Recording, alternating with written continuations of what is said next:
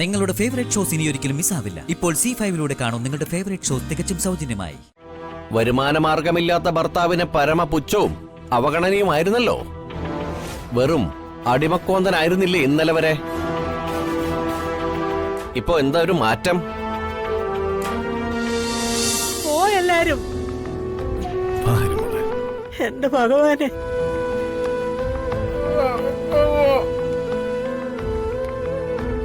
വാ അമ്മേ, വാ അച്ഛാ, നമുക്ക് പോവാം.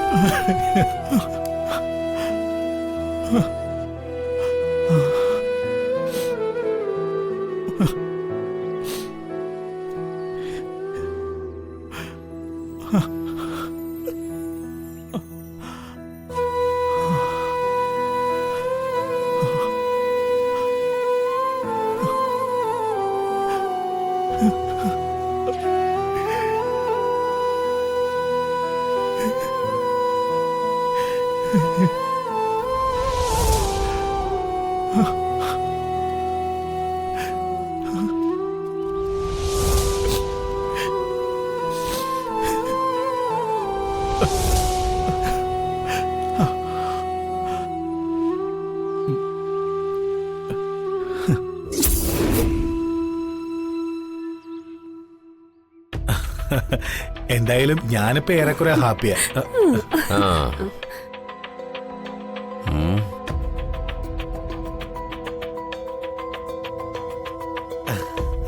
എന്താടാ നിന്റെ മുഖത്തൊരു ചിരി? മേലനങ്ങാതെ അച്ഛന്റെ പണം ഒറ്റയ്ക്ക് വെട്ടി ഒഴുകാനുള്ള യോഗം ഉണ്ടായല്ലോ. അതിന്റെ ചിരിയായിരിക്കും അല്ലേ? ഹാ, ഏട്ടൻ അതൊക്കെ തോന്നും. എന്നെ സംബന്ധിച്ച് ഗതികെട്ട നേരത്ത് കിട്ടിയ ഒരു പിടിവള്ളിയാ, അത്രേ ഉള്ളൂ. വാ നിക്ക്, എന്റെ പൊന്നനീത്തി ഒന്ന് നിന്നേ. വരുമാനമാർഗമില്ലാത്ത ഭർത്താവിന് പരമപുച്ഛവും അവഗണനയുമായിരുന്നല്ലോ. വെറും അടിമക്കോന്തനായിരുന്നില്ലേ ഇന്നലെ വരെ? ഇപ്പോ എന്താ ഒരു മാറ്റം?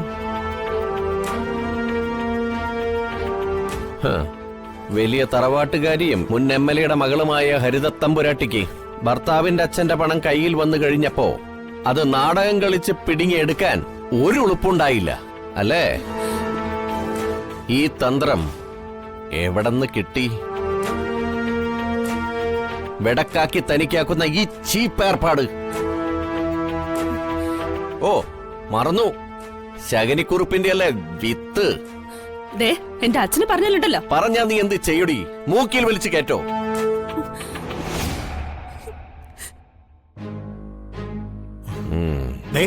എന്റെ ഹരിമോള് ഫീൽ ചെയ്താ പോയത്. ഏട്ടനത്ര മാനൊന്നും ആവണ്ട. അച്ഛനെ അമ്മയും പാട്ടിലാക്കി പണം തട്ടാൻ ഏട്ടനും ശ്രമിച്ചതാണല്ലോ. അവര് കഴിക്കുന്ന ആഹാരത്തിന് വരെ കണക്ക് പറഞ്ഞ് പണം വാങ്ങിയിട്ടില്ലേ? അത്തരം ചീപ്പ് ഏർപ്പാടൊന്നും ഞാൻ കാണിച്ചിട്ടില്ല. ഇപ്പൊ ന്യായം എന്റെ ഭാഗത്താന്ന് മനസ്സിലായപ്പോ അമ്മ എനിക്ക് പണം തന്നു. എന്തോ നട നിന്റെ ന്യായം? അച്ഛ ഗർഭിണിയായിരിക്കുമ്പോ ന്യായമെല്ലാം നിന്റെ ഭാഗത്ത്. എന്റെ ഭാര്യ ഗർഭിണിയായിരുന്നപ്പോ ഒരു ന്യായവും എന്റെ ഭാഗത്തേക്ക് വന്നില്ലല്ലോ. കൂലിപ്പണിക്കാരുടെ മോള് ഗർഭിണിയാകുമ്പോ ഉണ്ടാകുന്ന വെയിറ്റ് അല്ല കുറുപ്പിന്റെ മകള് ഗർഭിണിയാവുമ്പോ. അതിന് ആനയും ആടും തമ്മിലുള്ള വ്യത്യാസം ഉണ്ട്. ഡാ, പ്രകാശേ,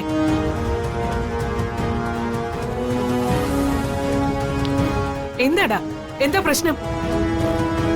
ഞങ്ങളെ കാണുമ്പോ ഏട്ടൻ മെക്കിട്ട് കയറാൻ വരുവാ. കുത്തുവാക്കുകൾ പറഞ്ഞ് വേദനിപ്പിച്ച് ഹരിത ഇവിടുന്ന് ഓടിച്ചു. പാവ എന്റെ ഹരിമോള് കരഞ്ഞോണ്ട് ഇവിടുന്ന് പോയത്. കാരണം ചോദിച്ചിട്ട് ഇങ്ങോട്ട് പറയുന്നുമില്ല. അച്ഛന്റെ കയ്യിലുള്ള പണം എടുത്ത് ഒരു മകന് മാത്രം കൊടുക്കുന്നത് ഏതു വകുപ്പിലാ? ഞാനിവിടുത്തെ മൂത്ത സന്തതിയാ. എന്നോടൊന്ന് ആലോചിച്ചോ? എനിക്ക് പണത്തിന് ആവശ്യമുണ്ടോന്നൊന്ന് അന്വേഷിച്ചോ? അമ്മ കാണിച്ചത് വലിയ തോന്നിവാസ. പ്രകാശേ, അമ്മ തോന്നിയാസൊന്നും കാണിച്ചിട്ടില്ല. ഈ വീട്ടിൽ ഗതി പിടിക്കാത്തവർ 2 പേരാ, മനോജും വന്ദനയും. മൂത്ത മകൾ വസന്ത ഭർത്താവിന്റെ ചെലവിൽ വലിയ കുഴപ്പമില്ലാതെ കഴിയുന്നുണ്ട്. നിന്റെ കയ്യിൽ പണം ഉള്ള കാര്യം നീ മറയ്ക്കുന്നുണ്ടെങ്കിലും നിന്റെ കയ്യില് ലക്ഷങ്ങൾ സമ്പാദ്യമുണ്ടെന്ന് ഈ അമ്മയ്ക്കറിയാം. കോടീശ്വരനായ വിക്രമിന്റെ ഭാര്യ എന്ന നിലയ്ക്ക് വർഷയും സുരക്ഷിതയാണ്. ഇവിടെ ഇപ്പോ വന്ദനയ്ക്കുള്ളതിനേക്കാളും പണത്തിനാവശ്യം മനോജിനാണ്. ആ, ഗർഭിണിയായ ഭാര്യയുടെ സംരക്ഷണ ചെലവ് വഹിക്കേണ്ട ബാധ്യത അവനില്ലേ? അവന് മാത്രല്ല, പെണ്ണിന്റെ അമ്മായിയമ്മയായ എനിക്കുണ്ട്. അമ്മ ആ പറഞ്ഞത് ശരിയാ. അതുകൊണ്ടാ ഞാൻ അവന് പണം കൊടുക്കുന്നത്. അമ്മ എന്തൊക്കെ പറഞ്ഞാലും എന്നോട് ചെയ്ത് കൊടും ചതിയായി പോയി. തികഞ്ഞ പക്ഷാഭേദമായി പോയി. മോനെ,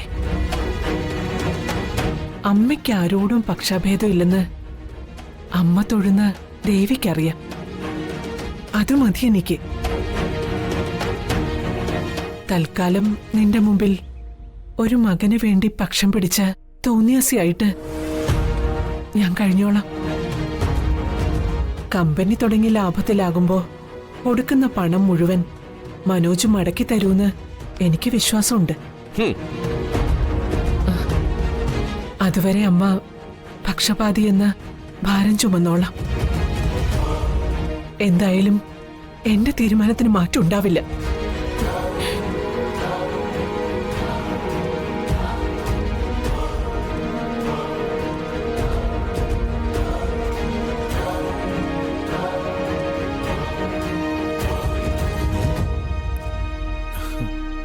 ഇപ്പൊ എങ്ങനെയുണ്ട്? നീ ജയിച്ചെന്ന് കരുതണ്ട. മടിയനായി നിന്നെ കൊണ്ട് ഞാൻ മല ചോമിപ്പിക്കും. കരുതിയിരുന്നോ നീയെ?